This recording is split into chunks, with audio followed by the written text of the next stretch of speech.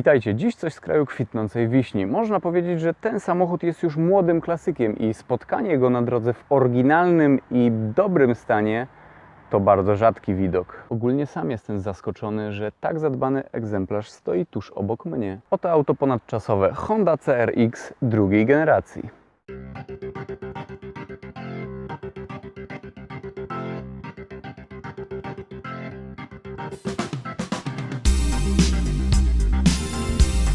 Jest to sportowiec wagi lekkiej z przełomu lat 80. i 90. wyprodukowany w mieście Suzuka. Niska masa, niezła aerodynamika, małe wymiary, wolnossący, wysokoobrotowy silnik i ekonomia. To według Japończyków przepis na przystępne, sportowe auto dla młodszych osób.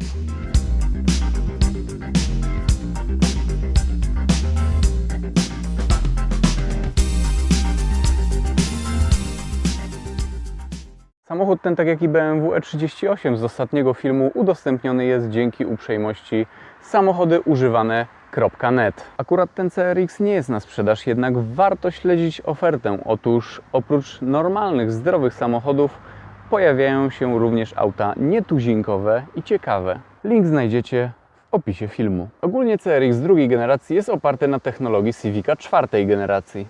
Szukając informacji na temat Hondy CR-X, zauważyłem, że hondziarze lubią używać często dziwnych i ciekawych określeń. I to, co przed chwilą powiedziałem, mogłoby brzmieć też. Ogólnie Rex generacji Cyber jest oparty na technologii żelazka. CR-X i Civic są spokrewnione jak na przykład Corrado i Golf. Nadwozie. W ogóle jedni mówią, że CR-X to coupé, bo to przecież nie Civic, inni mówią, że to hatchback. Klapa z tyłu otwiera się razem z szybą i po jej otwarciu mamy dostęp do kabiny pasażerskiej.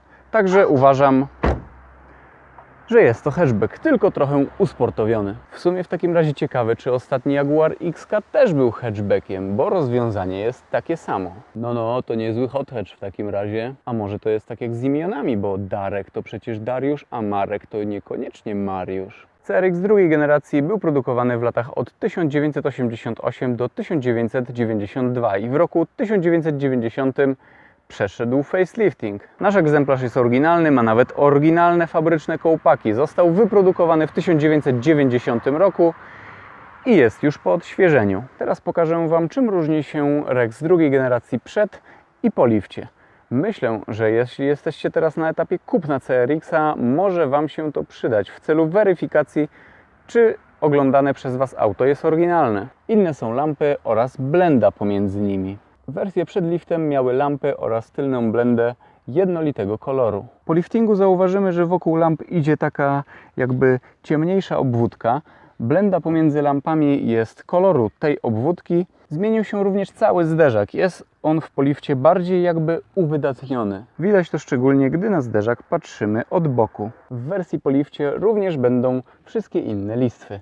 Tutaj są one troszeczkę jakby cieńsze, jednak bardziej wystające i wyoblone. Z przodu inne są kierunkowskazy.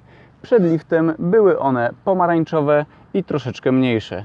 Jest również inny cały zderzak. Po lifcie znajdziemy tutaj takie oszukane wloty powietrza. Różnią się też światła pozycyjne. Przed liftem tutaj będą takie dwie śrubki, po lifcie jak widzimy już ich nie ma. Różnią się też reflektory. Przed liftem reflektor był w środku przedzielony na dwie części oraz były w nim dwie żarówki H1 i H4. Po lifcie jest on jednolity, a żarówka to jedynie H4. Należy też dodać, że po liftingu karoseria CR-Xa jest sztywniejsza i wzmocniona, jednak już troszeczkę cięższa. Przed liftem daszek nad zegarami był bardziej kanciasty, po lifcie jak widać jest on wyoblony, bardziej okrągły. Jeśli chodzi o wnętrze tego samochodu, jak na swoje czasy wyglądało ono bardzo awangardowo i nowocześnie. Według mnie lepiej niż wnętrze Golfa 2 czy też Volkswagena Corrado. Dostrzegamy tutaj krągłości, jakby taki zarys, czy może granice naszej kabiny. Tablica rozdzielcza wygląda tutaj jak całkowicie osobny element wsadzony, taka jakby półka, jednak jest ona zintegrowana fajnie z tunelem środkowym, czy też na przykład z boczkami drzwiowymi. Widoczność w tym samochodzie jest bardzo dobra. CR-X jest nieźle przeszklony, szczególnie widzimy to z tyłu. No, w martwej strefie widzimy tutaj wszystko. Można podsumować, że koncepcja wnętrza jest ciekawa. Jest tutaj dosyć skromnie, jednak zdecydowanie widzimy tutaj fajny pomysł. Jeśli chodzi o pozycję za kierownicą, ogólnie jest to auto dla niższej osoby. Ja, mając 198 cm wzrostu, po prostu się tutaj nie mieszczę. Co prawda fotel można odsunąć bardzo daleko, praktycznie tutaj do ścianki, jednak miejsca nad głową w ogóle nie ma. Praktycznie muszę ją trzymać non-stop do przodu albo w bok, a kolanami zahaczam o kierownicę. Kierownica co prawda jest regulowana w jednej płaszczyźnie, jednak to już jest najwyższa pozycja. Jeśli chodzi o wyposażenie, w tym egzemplarzu to zegarek, obrotomierz, i elektryczny szyberdach. To koniec. Nie znajdziemy tutaj ani elektrycznych lusterek, elektrycznych szyb, czy nawet wspomagania. Ogólnie powinniśmy się cieszyć, jeśli dorwiemy CRX-a chociażby z manualną klimatyzacją. Chociaż na rynek japoński wychodziły one z automatyczną klimatyzacją. A tak jak się zorientowałem, na Stany Zjednoczone klimatyzacja w ogóle nie była dostępna. Wiadomo, najlepszego wyposażenia możemy spodziewać się w wersjach z silnikiem VTEC, najmocniejszych. Wtedy standardem są skóry i klimatyzacja manualna. Ale spróbujcie znaleźć takiego CRX-a z VTEC-iem w dobrym stanie, no to życzę powodzenia. No ale nasz egzemplarz zdecydowanie mówi nam bez przerwy, że masa wrogiem przyspieszenia. Jest bardzo purystyczny. Ogólnie dwumetrowa osoba w tym samochodzie wygląda chyba dziwnie.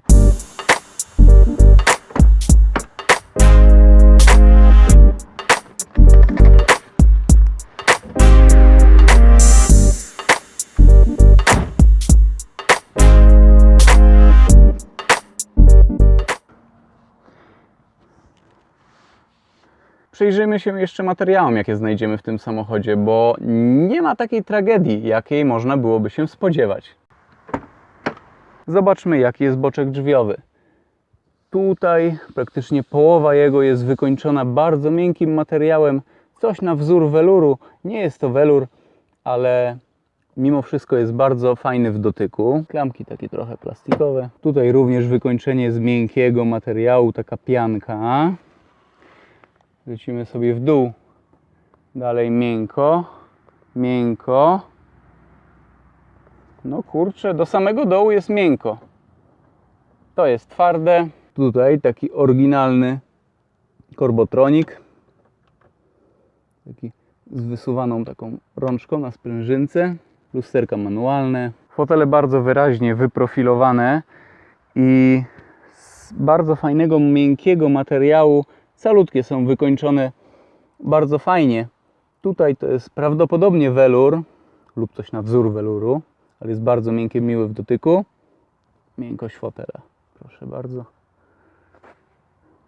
Boczki są miękkie, jednak tutaj czujemy pod nim stelaż, który będzie nas trzymał w fotelu. Tutaj to samo. Kierownica, cudów nie ma. Jest cała plastikowa. No i jesteśmy w środku. Jak widzimy, bardzo cieniutkie ramionka kierownicy. Liczniki wyglądają w ten sposób. Konsola środkowa. To jest niestety mankament CRX-ów. Praktycznie w każdym ten panel pęka. Guziki panelu nawiewu są całkiem ładne, całe takie jakby przeszklone. Posłuchajcie nawet jak chodzą.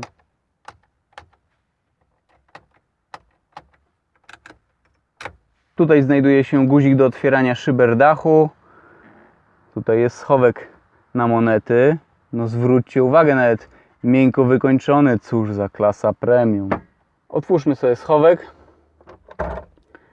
Oczywiście opada on jak opada, ale jest wykończony za to miękkim materiałem. Nie jest to sam plastik. Cała tutaj góra na tablicy rozdzielczej jest również wykończona tym samym materiałem, co górna część boczka drzwiowego, czyli tym a la welurem mięciutkim w dotyku i fajnie ogólnie wyglądającym.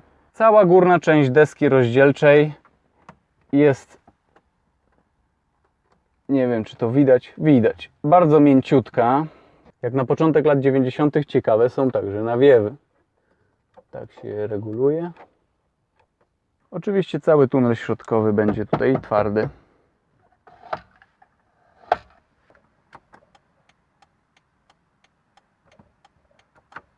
Tutaj jeszcze mamy fakturę kierownicy. Bagażnik i wlew paliwa otwieramy tutaj. No i bagażnik wcale mały nie jest, aczkolwiek próg załadunkowy jest wręcz potężny. No cóż, jednak nie to było priorytetem w tym samochodzie. To auto sportowe. Jeszcze przed przejściem do silnika zaznaczę, że CRX-y oprócz oznaczeń silnika miały oznaczenia również nadwozia. I tak na szybko. EE6 dla najsłabszych silników, ED9 dla średnich i EE8 dla najmocniejszych. Maska w EE6, czyli najsłabszych, była całkowicie płaska. W takim jak tutaj pośrednim ED9 powinno mieć jedno małe takie wybrzuszenie, a w wersjach najmocniejszych EE8 całkowicie, tak jak są tutaj te przetłoczenia, tutaj ta część maski jest wklęsła, w najmocniejszych była wystająca. Jest to trochę skomplikowane, jednak jeśli się pomyliłem, niech ktoś z Was poprawi mnie w komentarzu. Gama silników jest generalnie bogata. Najsłabsza jednostka 1.4 o mocy 62 koni mechanicznych dostępna była jedynie w Stanach Zjednoczonych w wersji najbardziej ekonomicznej CRX HF. Spalanie tego samochodu wynosiło poza miastem nawet 4,6 litra. 30 lat temu i nie był to diesel. Najmocniejszy natomiast silnik to B16A1, czyli jednostka 1.6 VTEC o mocy 150 koni mechanicznych. Z tym silnikiem auto rozpędzało się do setki w 7 sekund, a prędkość maksymalna wynosiła 222 km na godzinę. W naszym CRX-ie ED9 jest jeden z popularniejszych silników D16 Z5. Pojemność 1.6, DOHC, 124 konie mechaniczne i tylko 140 Nm momentu obrotowego. Auto ma wpisane 8,3 sekundy do setki, jednak realne wyniki często mogą być jeszcze lepsze, nawet poniżej 7,5 sekundy. Prędkość maksymalna 205 km na godzinę i średnie spalanie wpisane w tym samochodzie to 6,9 litra. I faktycznie jesteśmy w stanie takie spalanie osiągnąć. Posłuchajmy jeszcze, jaki dźwięk wydobywa się z tyłu.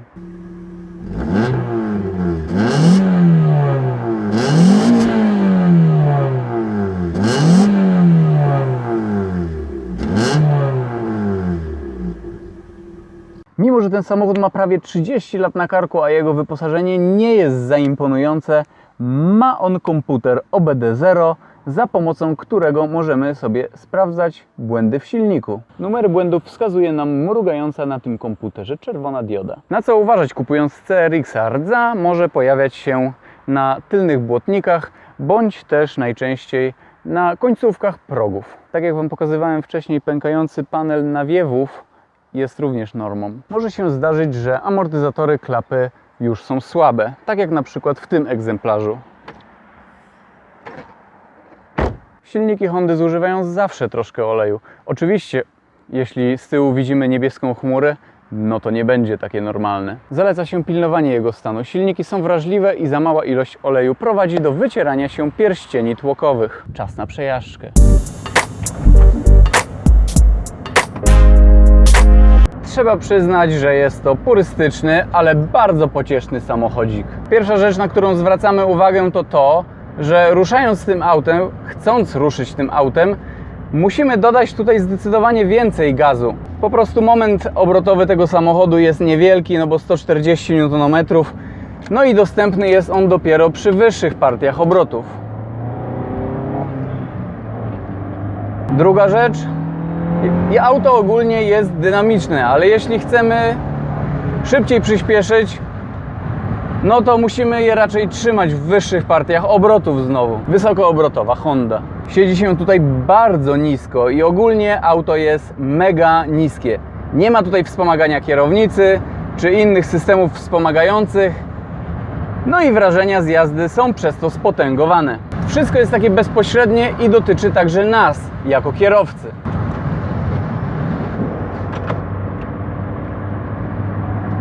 Wszystkie auta naokoło wydają się takie wielkie. Jako że samochód jest mały i lekki, to przyspieszenie jest tutaj również bardziej odczuwalne. I tutaj znowu obroty. Wysokoobrotowa Honda. Trzeba trzymać ją na wysokich obrotach. Jedziemy sobie po autostradzie 100 na godzinę na 5 biegu, 3000, ponad 3000 obrotów i wciskamy gaz do dechy. 110, 120, 130. Teraz jedziemy na trzecim biegu, 100 na godzinę, prawie 5000 obrotów. Wciskamy gaz. 100, 120, 130, 140. Auto jest dynamiczne.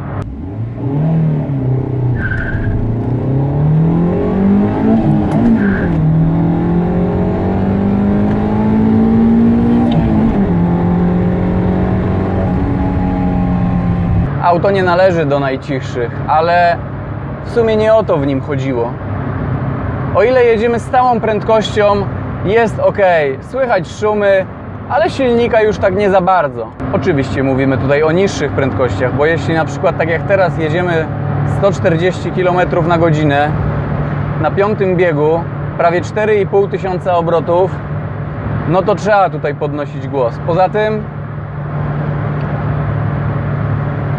czy ja wiem, auto przy wyższych prędkościach jakoś nie zachowuje się super pewnie. Co prawda mamy tutaj baloniaste opony, ale po prostu autko jest, tak jak znowu powtórzę, małe i lekkie, no i nie da się tego ominąć. Ale pomijając prędkości autostradowe, no bo nie po to został CRX stworzony. Jeżdżąc nim po normalnych, krętych drogach, CRX prowadzi się naprawdę świetnie. Ma krótki rozstaw osi. Ten egzemplarz waży niecałe 900 kg, więc jest bardzo leciutki.